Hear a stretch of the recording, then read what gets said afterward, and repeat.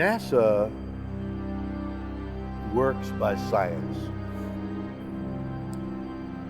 O-rings better work, the amount of energy, the thrust needed to lift and free ourselves from gravity, the mathematics involved in setting an arc there because you want to land over there, all that's mathematical.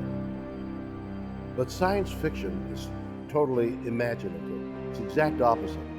What happens if light that is bent and you could go through the center and make it quick?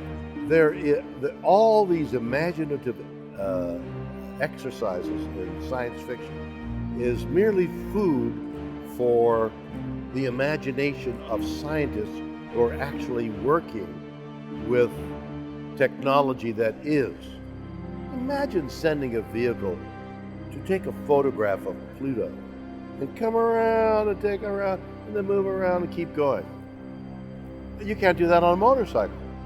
I mean, you set your course on a motorcycle. If you don't hit your line, you're going to fall.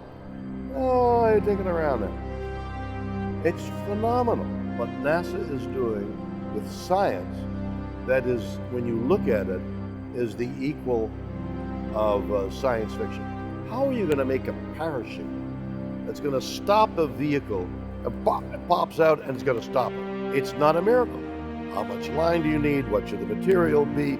How do you slow it down before and then you got to send a signal, and is it 7 or 9 minutes later the signal? I mean, it's science fiction. Shadows that cross in front of a star that suggest there's a planet. And it's a big enough planet to be the size of the M1 of the Earth. Is it possible that life exists on that planet that's only a shadow in a telescope? Those are the imaginative things that NASA are looking at that's every bit as passionately imaginative as science fiction. But you guys are working on it. It's incredible.